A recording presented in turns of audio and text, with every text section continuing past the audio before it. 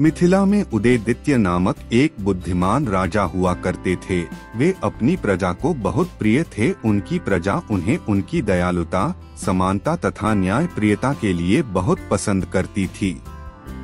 राजा की रूपमंजरी नामक एक पुत्री थी जो बहुत ही बुद्धिमान तथा सुंदर थी। रूपमंत्री को जो भी देखता था बस देखता ही रह जाता था। जब वह विवाह के योग्य हुई तो उसके लिए ढेरों रिश्ते आने लगे। राजा और रानी के लिए योग्य वर का चुनाव करने की समस्या खड़ी हो गई। एक दिन उदय अपने सजे हुए दरबार में बैठे थे, तभी एक सुंदर राजकुमार वहां आया। सादर अभिवादन करते हुए बोला, मैं कलिंग का राजकुमार हूँ और राजकुमारी से विवाह की इच्छा लेकर आया हूँ।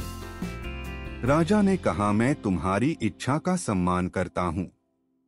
कलिंग हमारा पड़ोसी मित्र राज्य है। तुमसे राजकुमारी का विवाह करने से हमारे संबंध और भी गहरे बन जाएंगे। तुम राजवंश के भी हो, परंतु तुम में ऐसी कौन सी विशेषता है जो तुम्हें दूसरों से अलग करती है?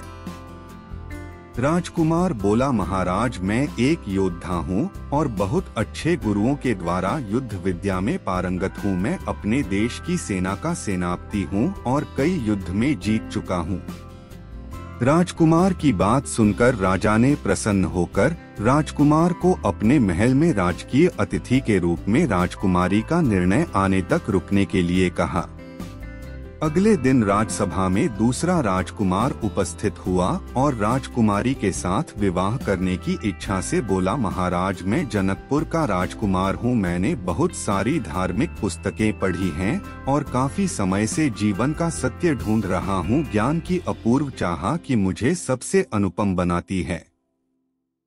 राजा राजकुमार से बहुत प्रभावित हुआ और उसे अपने महल के अतिथि गृह में कुछ दिन ठहरने के लिए कहा। तीसरे दिन वैशाली का राजकुमार दरबार में उपस्थित हुआ और रूपमंजरी से विवाह की इच्छा से बोला, महाराज, मुझे प्रकृति माँ का आशीर्वाद प्राप्त है। मैं पशु पक्षियों की भाषा को समझ सकता हूँ। राजा ने उसके गुणों की प्रशंसा करते हुए उसे भी महल के अतिथि गृह में राजकुमारी के निर्णय तक रुकने के लिए कहा।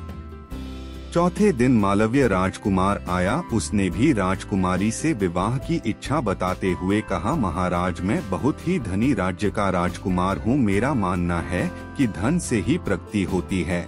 मैं एक व्यापारी हूँ और धन से धन कमा सकता हूँ।